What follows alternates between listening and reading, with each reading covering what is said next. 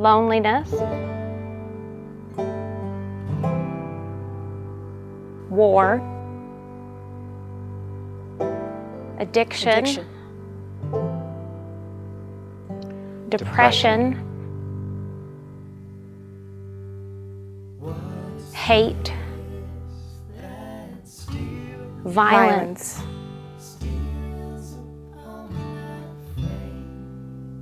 death. It's hard to know what to say about the cross that Jesus carried, the cross that we all carry sometimes. It's hard to know what to say. Sometimes I think we should just be silent.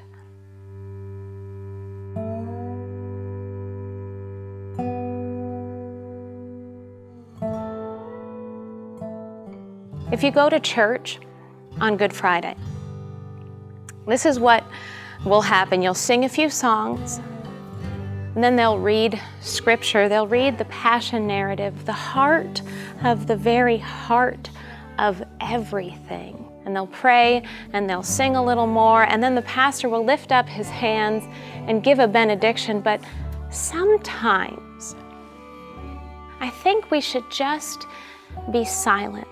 Sometimes I think we should just be as silent as that man at the bedside of his love, who is dying hard.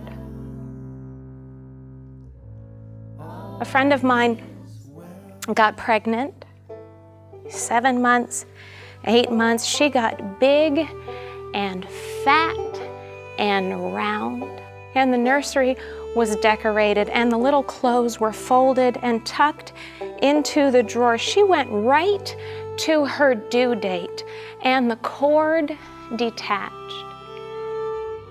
That's what they said, the cord detached. But here's what happened. All of her hope and all of her dreams and all of her joy died inside of her body.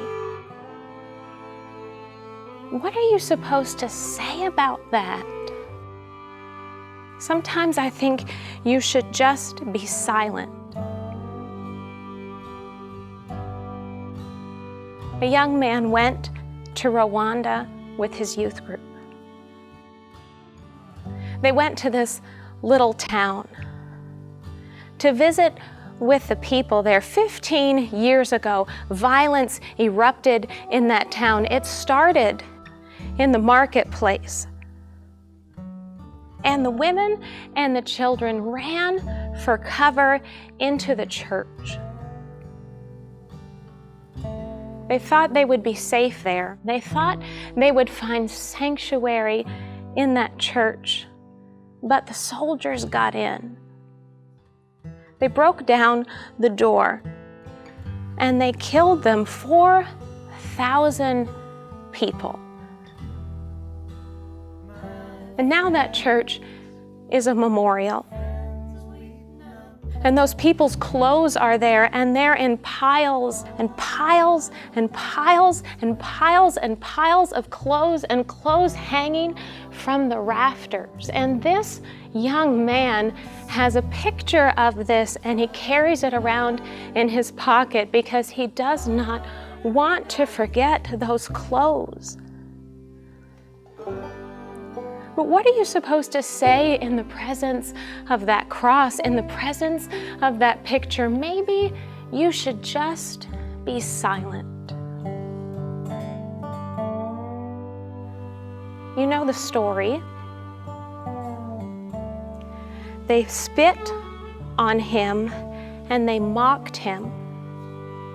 And they stripped him naked in front of everyone. It was the worst way for a Jew to die, because in their tradition, as in ours, the body is holy. Created in the image of God, it is to be treated tenderly. He died on a cross. His friends abandoned him and betrayed him. And he was laying there, and he said to God, "Why have you forsaken me?" Why have you left me alone? And then he breathed his last. What are you supposed to say about something like that? I suppose you could say, thanks be to God for coming into the world so we don't have to be alone. I suppose you could say, thanks be to God for not cleaning everything up, for not pretending that everything is just fine. I suppose you could say, thanks be to God for coming right into the brokenness, for meeting us there, for whispering in our ears, you don't have to do this alone. Thanks be to God for coming into the world to suffer and die so that we don't have to suffer and die alone. I can say that. But here's what the Gospels say. They say it was early in the morning on the first day of the week, before the sun had even come up yet.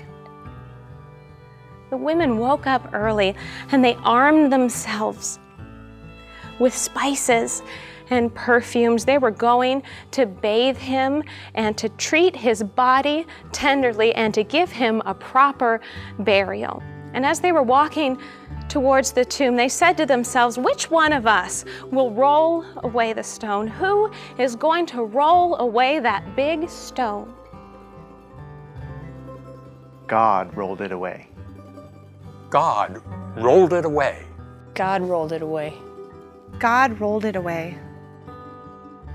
And there was an angel there, dressed all in white, clothes like lightning, the scripture says.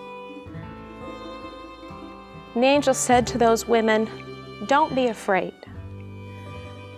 You are looking for Jesus of Nazareth. You have come here looking for the one who suffered, the suffering servant. You have come looking for a broken down body. It is not here. This is good news. That tomb does not win.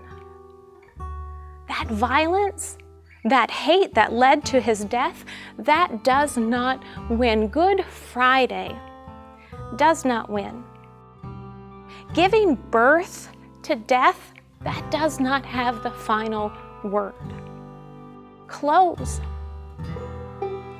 on the floor in piles. Clothes hanging from the rafters of a church where people are supposed to be praying and singing and giving thanks to a living God. That will not have the final word.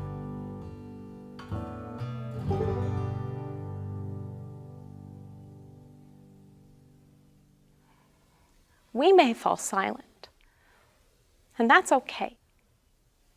But God will never fall silent.